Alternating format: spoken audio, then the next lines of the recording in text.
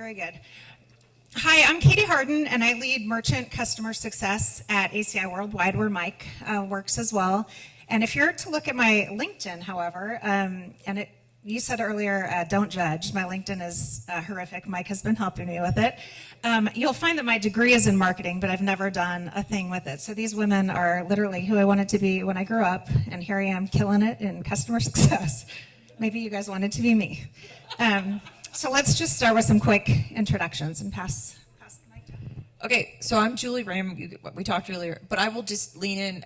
I have an environmental engineering degree that I don't really use. Although ESG is super cool and important now, so I kind of lean into that. Which who knew? Because I wasn't at all cool when I did it. But yes, I love the customer success. So you should be happy with who you are. Hi, I'm Ashley Hopkins. I lead brand strategy and product marketing for Wayfair. I have a degree in psychology, which I'm putting to use by, I actually launched a business during the pandemic, helping people improve mental health through tools like guided anxiety journals with cognitive behavioral therapy. So I'm putting it to use in a different way. Hi, I'm Dana Miller, and I lead marketing for the skincare brand Yes2. And I was hyper-focused with a degree in the ethics and science of the beauty industry, so I did break the mold on that one a little. Hi again, I'm Jill Thomas, the Chief Marketing Officer at the PGA Tour Superstore. I'm also not very exciting. I majored in advertising and got my MBA in marketing, and I've never done anything else. So I wish I had something interesting to say. So ACI Worldwide, as a company who touches the payments journey for our customers, saw our customers in very different ways impacted by the pandemic. So some, their businesses boomed. We heard about vitamins earlier, anything related to pet supplies, home improvement. So Wayfair, I'm sure, succeeded. And then we saw others whose business were completely shut down. So brick and mortar stores, entertainment, restaurants. But I think one thing that's been consistent is that the customer journey really shifted during the pandemic. So how for your business did you see it shift? And then maybe how as a marketing leader did you influence the journey? So we talked about it a little bit earlier, but certainly omni-channel became the everything. Setting up delivery, we talked about the Hertz partnership, curbside, but it was very much trying to understand that, because I think we take it for granted now. You think about like 2.5 years ago when the pandemic was in the height, delivery wasn't that big of a thing. I mean, food delivery, sure, like I get my Domino's delivery, yeah, but when you're talking about like your groceries, I mean, there'd been dabbling in it. Certainly we'd never considered from the party store. So that was a very big learning journey, and thankfully, I think during the pandemic, customers were willing to go along with you to try to learn alongside of you, and kind of forgive you. I know there was the conversation about curbside, and the expectation is high, and it's raining out, and you don't want to go into it, like. It was a big deal, and I remember it was like always so nerve-wracking because there'd be some influencer out there who would go to like 4 different stores. They'd go to Target and Walmart and then Party City, and they would be like critiquing, I was left outside. It was like, oh my God, what happened? But that was it was stressful because everything was focused on that. But that is here to stay. So I do think that that's a phenomenon. I think it's a convenience. Much like the hybrid workplace, we talked about that. I mean, I think that there's a convenience to omni-channel that is here to stay. That was definitely from the customer journey. I also think people had found a way, when we talk about making joy easy, anything that makes the experience easier, they have a high expectation for that. There's the pandemic, we had to reinvent, and there's just no tolerance anymore for things that are clunky and difficult. Yeah, you're right. Wayfair did well during the pandemic, as you can imagine. We didn't have to change much about the journey that we had already set up, but we saw customers who initially might have been scared to buy furniture online be kind of forced into, first of all, buying furniture they probably never imagined buying for their homes, but also shopping for things online because it was their only option. So we really thrived throughout the pandemic, and now the challenge as we start to get out of this is how do we keep those customers coming to us when those that like the treasure hunt of a TJ Maxx or feel like they need to touch something before they can buy it, continue to shop with us. So two things that are top of mind for us in the journey going forward is one, opening physical retail stores, which is a big first for us, and I know I've talked to a few of you in the room about this, and definitely am open to more conversations. And the other is starting to expand into categories or promote categories that people wouldn't necessarily think about Wayfair for. So home improvement being one of them. Furniture, people bought what they needed during the pandemic, and so now it's like, okay, how do we get people to continue to think of us for categories that might not be top of mind, but that we're providing the right services that they would trust us for. I think so I was with a different brand during most of the pandemic, and it was a smaller, more niche skincare brand. And one of the things we had to pivot on a lot was community. We were building a niche community, and prior to COVID, we were going city by city, pairing up with local women's groups and hosting kind of intimate meetings, and that was how we were connecting, getting the word out. And it was, how do we do that digitally, and how do we do that digitally in a way that feels effective? So it was, we start with the Zoom webinars and join us for a virtual happy hour and bring your questions and your conversations, and then pairing with the retailers that are, okay, we're going to do Zoom Q&As and Zoom panels, and just trying to bring that experience and for us, that community, and how to foster that during the shift. Yeah, just to keep it going, I think it's interesting. PGA Tour Superstore, we had almost we had a very inconsequential e-commerce business pre-COVID. It was less than 5% of our business. We pride ourselves on being experiential. I talked earlier this morning about how important we think it is for our customers to come in and let us fit them and, really try to help them with their game improvement. And then, COVID happened. So it's, triple what it was pre-COVID, and it's pretty much remained at that level. So, I used to look at like where the customer was coming from, and it was like, so all, brick and mortar. And then we had this tiny little group of online shoppers, usually because there wasn't a store in the market. It was because they couldn't get to us. And then I had a tiny group of customers that would shop both channels.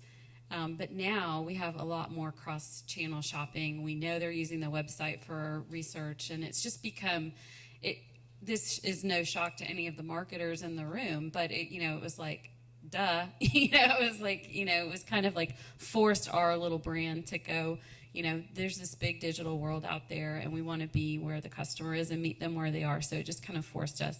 Me personally, I came from restaurants, and I had just joined the PGA Tour Superstore when I started. So curbside, delivery, all that stuff was a no-brainer for me. I think we were one of the first to get it started.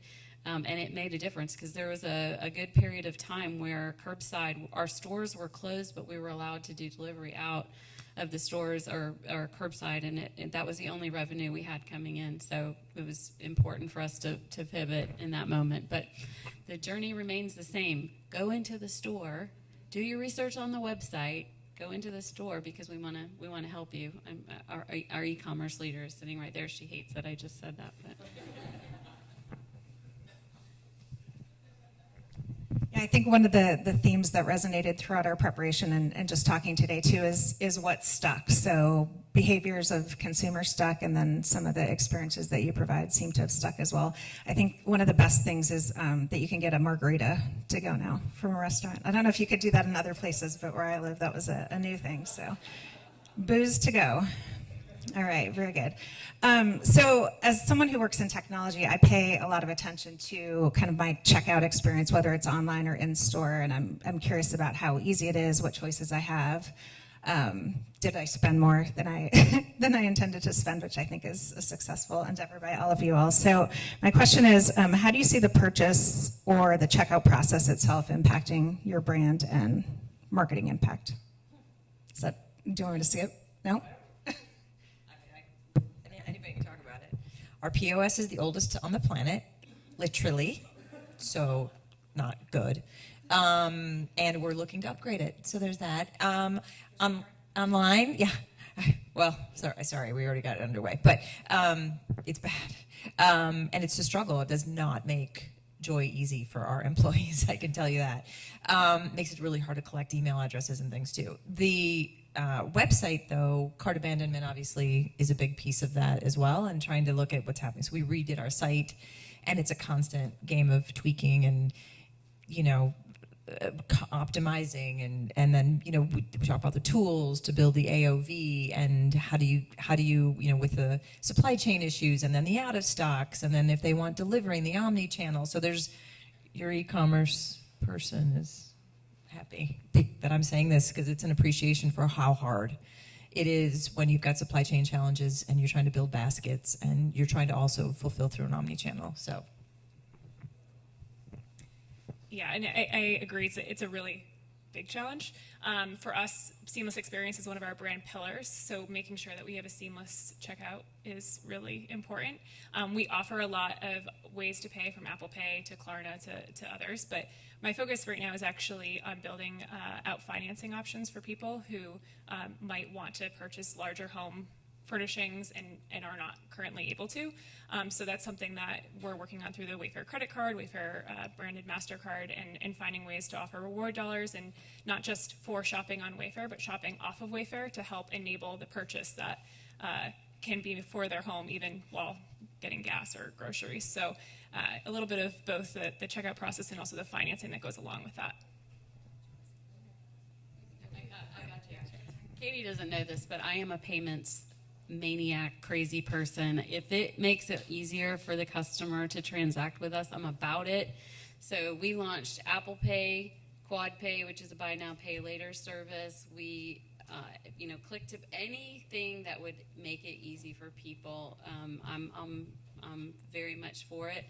We also had the oldest POS system in the world. We are in the process of converting it, which is exciting and also really sucks. Painful. I tell a story, and I think it's a good perspective, and again, for the marketers and in the room, you understand this. When I started on December 16th, 2019, and I said, what % of our transactions are made by loyalty club members? I knew that it sounded like an easy question. It took 12 weeks for me to get an answer. That told me everything I needed to know about the sophistication of the marketing team, the data we had access to, how we thought about loyalty, how we thought about, all of it. And, I'm as I sit here today, obviously that's no longer the case, that it would take me that long to find out the answer. But without that point of sale, people ask me all the time, where are we? We're overhauling our loyalty program. And I go, what's the most important thing? And they're like, an ESP, a CDP, all these things. I'm like, the point of sale, right? I need to connect the e-commerce data to the in-store data. And again, for some of our bigger partners in the room, that might seem like a pretty obvious thing, but if you're an old school retailer, doing that is a challenge. So payments everybody should have a payment strategy, and it is really, really important. So I bet you didn't know I was going to say that. You thought I was going to talk about golf or something. We have something to talk about over dinner. Very good. Okay, so if you didn't notice, we're a panel of women, so I'm going to shift to womanness for a moment. And Dana, we skipped over you on the last one, so I'm going to start with you on this one. So what does mentorship look like for you, and have you had any strong mentors, specifically female mentors, in your career?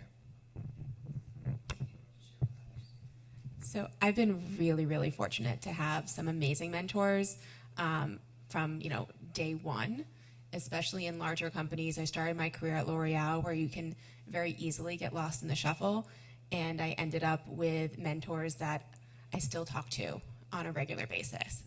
I won't say how long, but very long after the fact. And it comes to a couple of things that I've tried to bring forward whenever I've had experience to mentor somebody else. A place that someone you can ask the questions to, that you don't have to feel, I don't know this or how to handle this situation. Even in taking, looking at new opportunities, there's still my support system, my sounding board to go to and ask those questions. And I had a mentor that said to me as I was getting ready to leave L'Oreal, and it was a guy, it wasn't even a woman, but he goes, we're going to lose touch, and you're going to want to reach out to me a year, 2 years from now. He's like, and you're not going to, because you're going to feel guilty that we've lost touch and that it's not okay to reach out and ask something. He's like, ask, reach out and ask. It's never too late. And it was kind of like that moment that I was like, this is what I want to bring to everybody else. I want to be that sounding board. I want to be that person that people that have worked for me know that 2 years down the line they can go to ask to. And as big as all of our industries are, I think we can all agree, no matter what field you're in, they start to feel a lot smaller. So I have actually ended up working with either on a brand or as someone who's moved to an agency or as a consultant, every one of my mentors at least once, and some of them 2 or 3 times, as we've all moved through different places, because we've kept in touch and kept that network. So I would just really encourage to keep that motto of it's never too late to reach out. Such good advice. I have had the original mentor in my career. His name is Mark Irby. He was the chief marketing officer of Publix Supermarkets, where I basically grew up. My father worked for Publix, so it was like I call it the family business. I had to go right back in there. And he just retired, and it's been almost 30 years. So I'm lucky in that way, and he was always there for me. What I appreciate in mentorship is what I call tough love. I want to hear the real story, because sometimes your boss might not even be willing. I don't know. I try to give very clear performance feedback. I'm pretty direct about that kind of stuff, but I haven't always experienced that personally.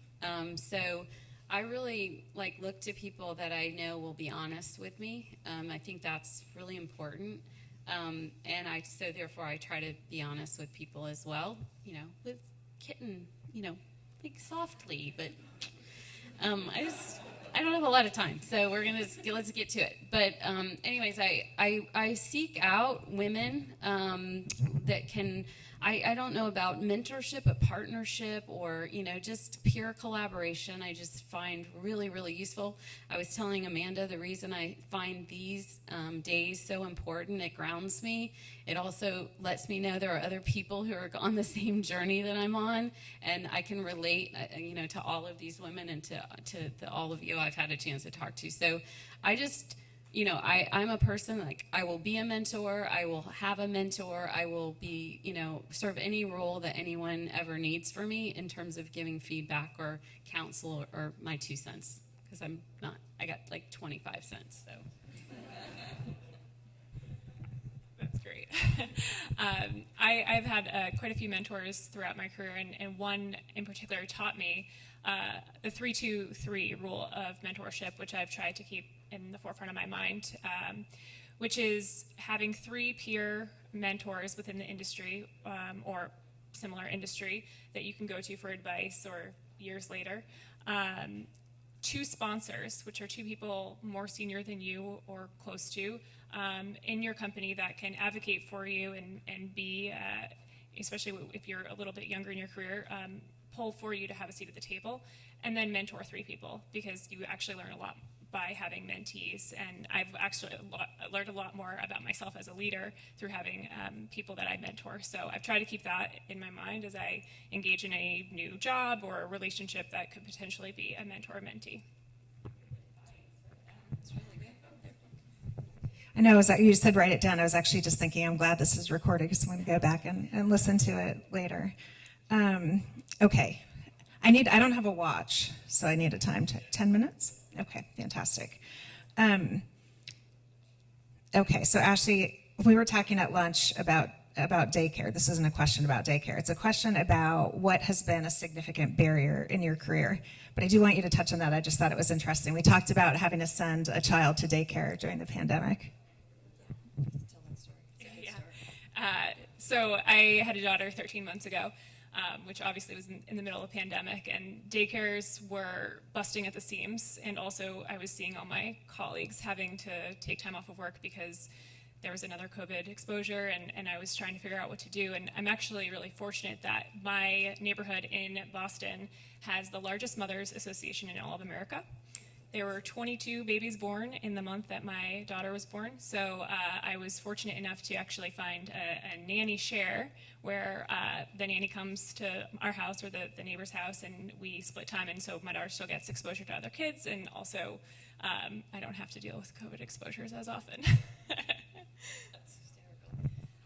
Okay, so the question was about obstacles, right? Okay, so I started off as an engineer at Purdue in the 80s. Late 80s, but 80s nonetheless. And I was one of a handful of women at Purdue in engineering. Then I went to business school, University of Chicago, like quant jock extraordinaire. There were more women than there were in my engineering classes, but not half.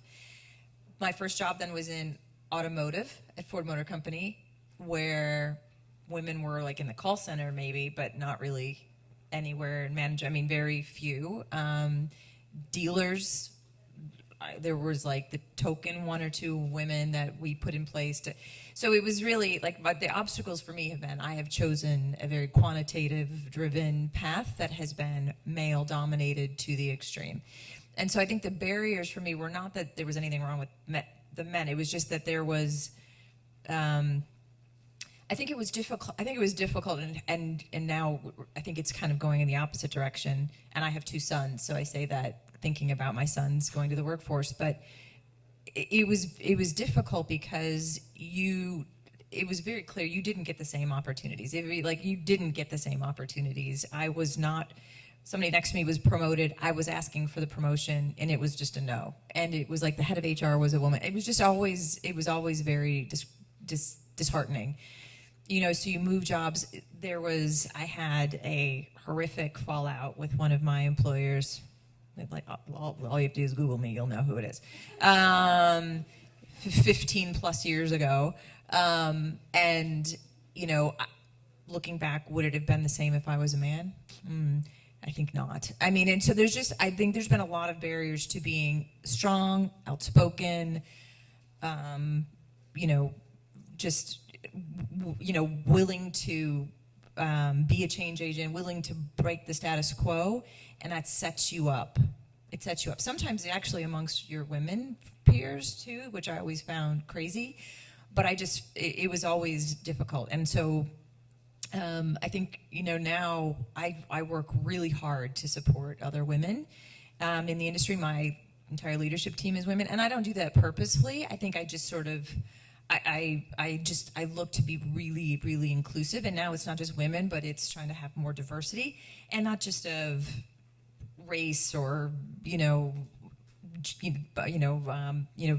physical or you know, gender identity, but it's also about just real diversity of thought, really looking for people who have had totally different experiences so that I don't veer towards sameness. So I feel like there's been a lot of progress, but I do, you know, I'm very conscientious because I think of in my own career path, the obstacles that I faced of trying to make sure that that's not the case, and also trying not to be over-indexing now to be not inclusive of the men on the team and trying to give them equal support, because I do hear and feel like it's like they feel like they're the new minority, you know, and so you're trying to be that balance as well. Now that you all know, childcare was not a barrier for me. One of the biggest barriers that I faced was actually at my previous company. I built the consumer insights team from the ground up there, and it was at ASICS, which is a Japanese company. And if you're unfamiliar, Japan actually has one of the largest gender gaps when it comes to women in leadership in the developed world. So being successful in consumer insights, you have to be seen as an expert pretty quickly. So not only did I have to establish myself in a department that didn't exist before I came, but also as a female, and that was actually more challenging than just getting the consumer insights team stood up.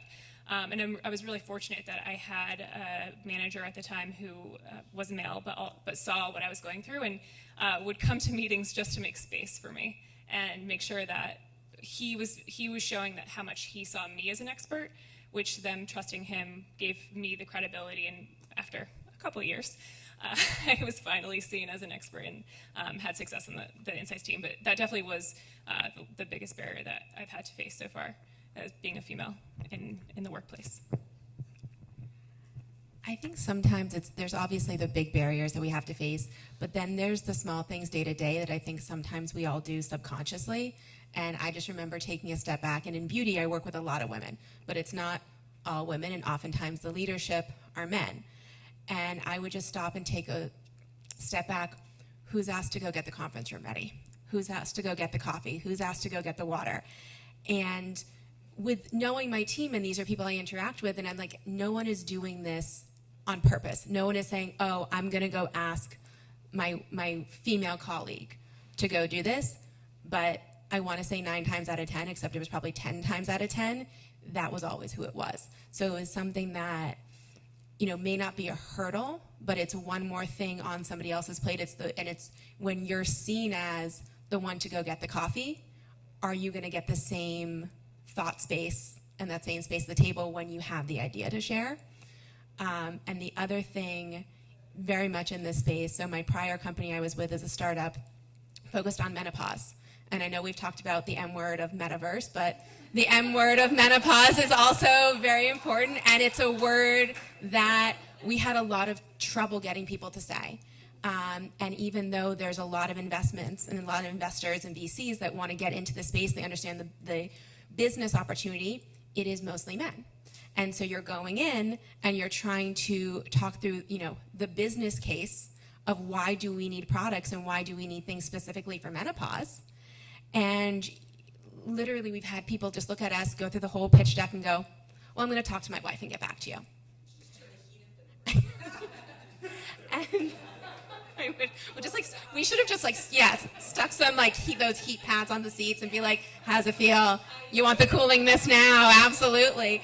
So it's in all levels, and even in those cases, people who'd come back and maybe did want to invest and want to be part of the process, but just the idea of whether it's menopause or childcare or bringing the coffee into the conference rooms, things that women have on their minds a lot of the time that go unnoticed. Oh my gosh. We're all friends here, right? You may not know this, but the golf industry is run by men. I know. It's shocking. I always say it's run by men for dudes, right? It really is. So the last couple of years has been really interesting because we've had to help not only our own brand, but our manufacturer partners really start to understand how the consumer is changing. And I just so identify with it because, I worked at the Walt Disney Company for a really long time. That's sort of my, how I was raised. And I worked with a lot of women, and even in the food service business, I worked with a lot of women. So to go into there's a particular brand, I won't out them, but we were in Carlsbad, and they're beautiful Performance Institute. If you're into golf, you'll know that I just gave it away. Anyways, it's this magnificent place. And I was myself, and our chief merchandising officer is also female, so we were the only 2 women in the entire building. And then they were telling us about products that they had created for these mythical creatures called women, and they're all men telling us about these products, and she and I, and of course, we made them pink, and we made them smaller and lighter, and they can't swing the ball as hard, and she and I are sitting there like, you want to bet? Let's go right now. So. It's just weird to me that in 2022, as I'm sitting here right now, there are still industries in this country that are not as forward thinking about gender and maybe many other things too. So I wouldn't call it a barrier for me personally. I'm also a child of the 80s. I don't like to talk about that. I don't like to talk about it that much. That's why she's my soulmate, by the way. But I thought that was a thing that happened to us a long time ago. I have definitely had what you described. It's always, why is it always me? I don't know. There's been times even on our senior leadership team. Again, this is where we're family. If you repeat this, you're dead to me. where if I have, a strong opinion, I'm emotional. And, there are some men on our leadership team that are tough and they're just mean. Like, let's just be honest. But it's like the rules are not the same. And it's hard for me to even think that happens today, but it still does. So to everyone's point, I think it's just really important for us, and I am not a man hater at all, to be honest, but we have to be sensitive to one another. We have to be more accepting. We have to not label people. We have to get to the, what is somebody really, the intention, and as long as it's coming from the right place, just be more focused on the outcome and not so much the how.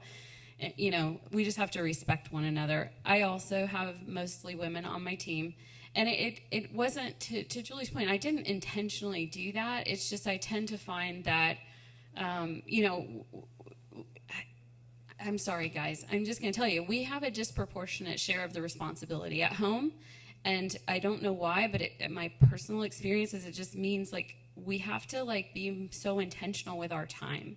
So I know that's not fair to say that, and I'm doing the thing I just said don't do, but I do think that's a reality. And so again, diversity in golf in particular has been really important. My team is extremely diverse. Our entire purpose is to grow the game through inclusion.